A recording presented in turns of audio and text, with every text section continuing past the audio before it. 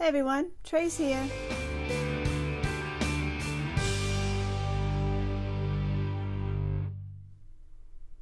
Hey everyone, Trace here. Today we'll be making this ornament shaped card and it was really fun.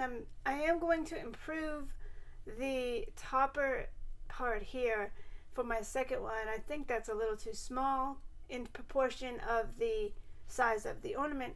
So I'm going to improve on that a little bit, and it's not too difficult. So look how shiny and pretty that is. And of course it opens up lots of space to write or stamp another sentiment. And so it's really fun to make. So these are the things you're going to need. I used the Brutus Monroe Stitch Circle dies, and I used the largest one in that group. And I used the stamp set here, the Ornamental Greetings, in this really large stamp here. Fit almost perfectly.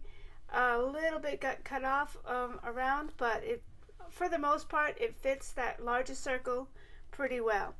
So I used that there. Of course, art glitter glue, VersaFine, Versamark, a embossing buddy or powder pouch, and some Nouveau embossing powder. And this is the Gold Enchantment, and Cutterby scissors, and a Fisker's block. This is the press because it has the little feet here. So those are the items you're going to need. Let's get this started. So the first thing you want to do is take an 8.5 by 11 sheet of cardstock, and you're going to fold that in half and crease that. And so on the fold side, you want to take your die, and like I said, I'm using the largest one of the circle dies, and you want to bump it up to the edge of the fold. And so this is the folded edge, and you want to overlap that just slightly. And so see the other edge here, this is the cut line, so you make sure you want to have that outside of the fold. So you want to basically bump that up. I'm using this side of the paper just to conserve. I could do something else with that other side. So once you get it into position, take a small piece of washi tape just to hold that down a little bit. And then you want to run this through your Big Shot or cutting machine, and I will be right back. So this is what you'll have when you run that through your cutting machine. It's a card that opens up. On this side here, it's still hinged. So you can use any dies that you have, any shapes or anything like that. It really works with just about anything, and that's a really fun part. So next I'm going to emboss this with this very large stamp. So I'm going to use some Versamark. So you want to ink up this entire stamp because it is very large, and you want to make sure you get every little nook and cranny of that. So you want to make sure that it's completely inked up. Make sure all of the edges are covered, and every part of it. It is really large. So then you want to position it onto your shape, and this barely fits.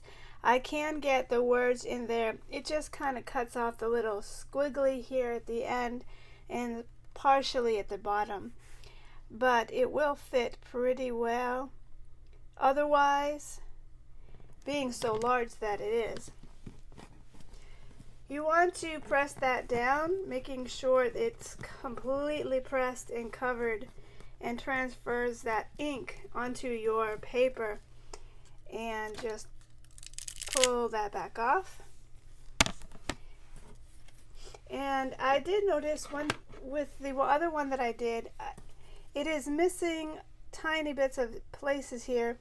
So I used my Emboss It pen, and I went ahead and added a little bit of ink or so here and in some spots.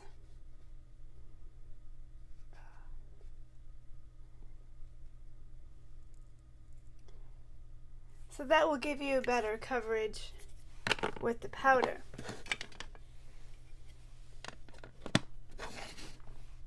So next I want to cover that with embossing powder, and you want to cover that whole thing very well.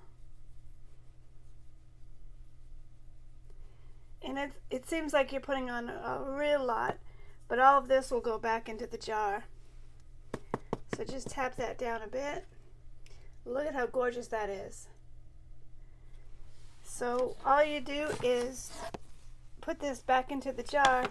You use this scrap piece of paper and you just siphon it back into the jar here very carefully, tapping it gently.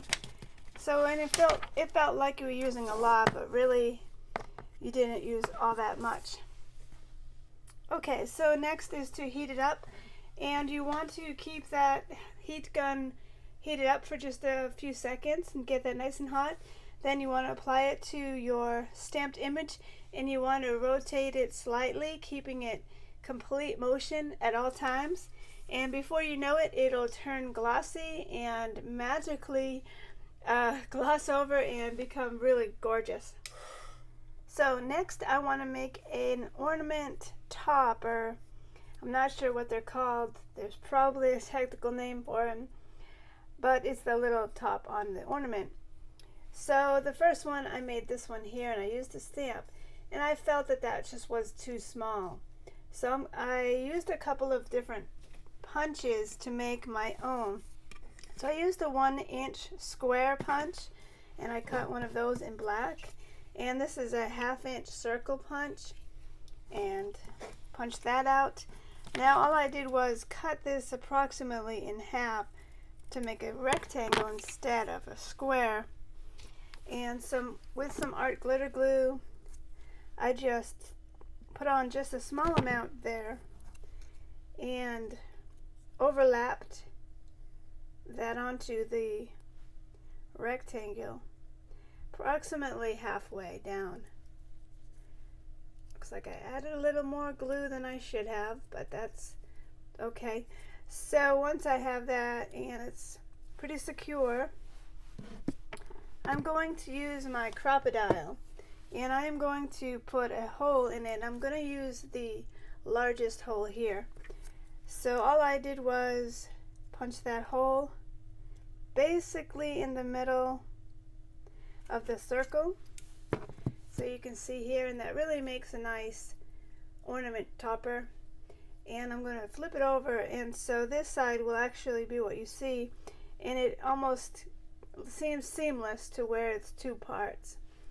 So it was pretty fun to figure out how to do that. And so all I'm going to do is glue that right onto there, and then I'm going to attach some ribbon, and this here is just some ribbon from my stash to make a little holder string, and I'm just making a little bow. I will embellish it here, but you can really embellish it in so many different ways. Yeah. I'm going to finish this up and be right back, and I'll show you another sample that I did with a different die. So that finishes off this ornament shaped card, and it was really fun to create, and the possibilities are endless with this technique. And I definitely like how I did the topper much better here than this one was just too small. As you can see, the big difference there. So give this a try. I also did another one with a die here. This is a Recollections die, and this is how it turned out. So you can do just about any die that you have, either circle or any other shape for that matter. And so that was really fun also. So thank you so much for watching, and I hope you give this a try, and I think you'll really have fun with it. And don't forget to subscribe and like, and so have a wonderful day, and I'll see you next time. Bye-bye.